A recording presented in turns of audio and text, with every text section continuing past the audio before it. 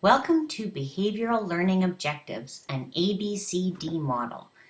I am Tereigh Ewert-Bauer and I am one of the instructors for Introductory Instructional Skills, and I'll be leading you through this lesson. The video outcomes for this lesson are as follows.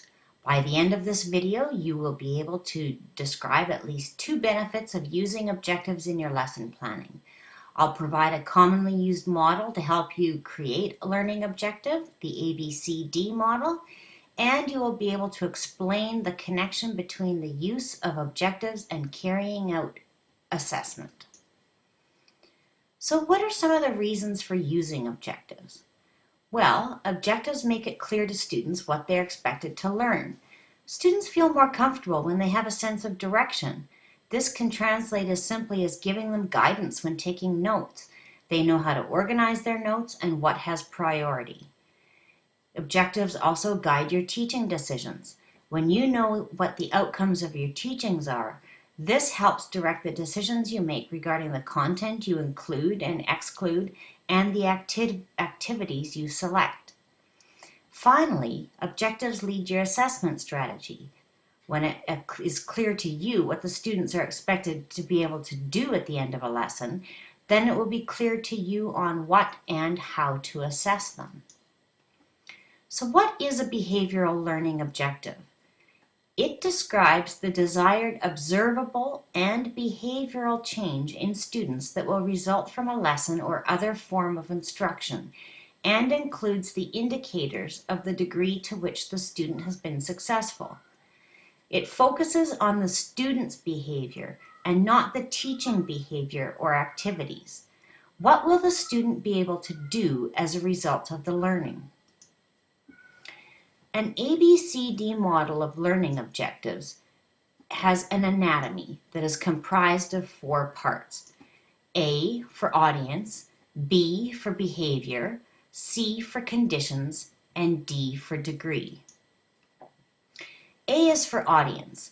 You want to indicate for whom the objective is intended. In a classroom setting, this is most commonly phrased as the student. Here's an example objective with the audience emphasized.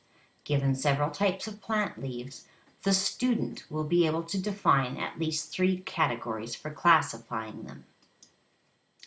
B is for behavior. The objective's desired behavioral outcome is communicated by writing a verb that describes what the student should be able to do by the end of the lesson. This verb must be specific, observable, and measurable. Here is our example again with the behavior in the form of a verb emphasized. Given several types of plant leaves, the student will be able to define at least 3 categories for classifying them. C is for conditions. The conditions include the environment and/or the resources available to the students to accomplish their objective. This might include things like the student will have a quiet room, a pen and paper, a tape measure and calculator, or 45 minutes in the field. Highlighted is the condition in our example. Now you'll note that it starts with the phrase given. This is very common.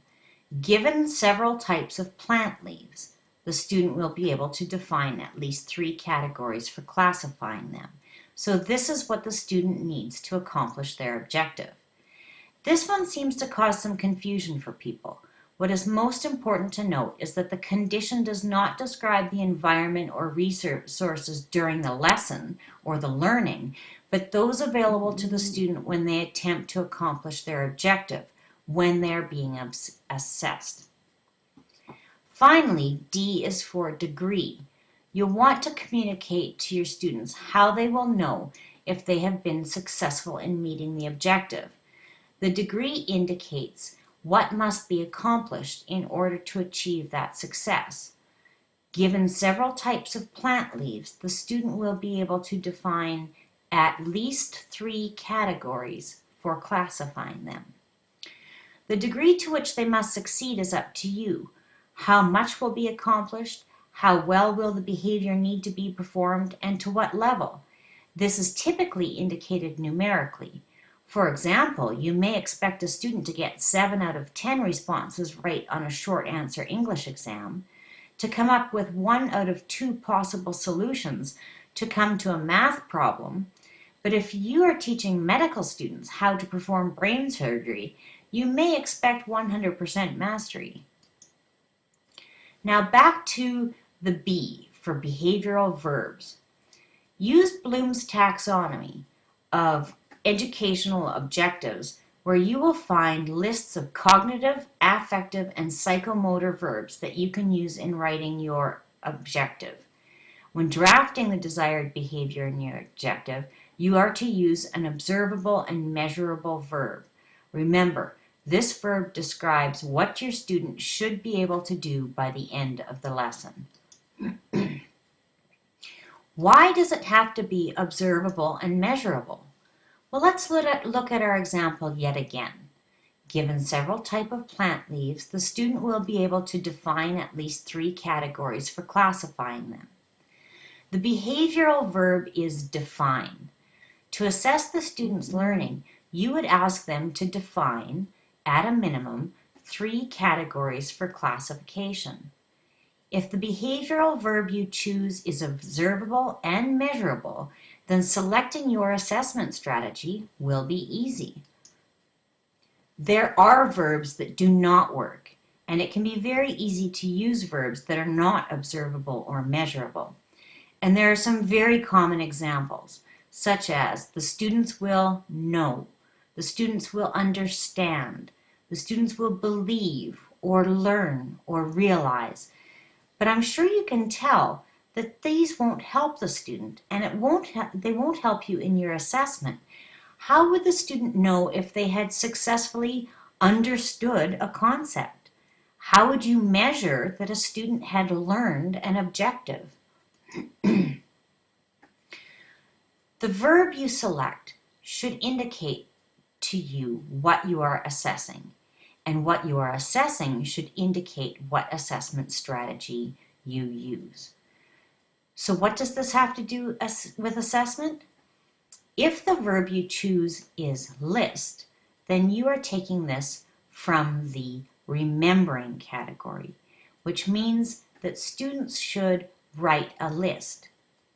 If you are asking students to write something from the evaluating category, you may choose a verb such as justify, in which case your strategy might be to have the students form an argument. So let's put it all together.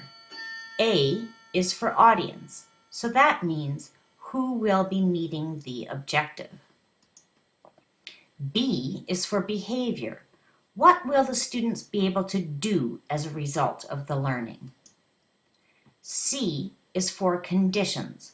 What is the environment and what are the resources available to the student as they attempt to meet the objective? And D is for degree. What expresses whether or not the student has successfully met the objective, and these are typically expressed numerically. If you have any questions, please contact me, Tereigh Ewert-Bauer, at the following email address or at the Gwen Moss Center for Teaching Effectiveness. Thanks.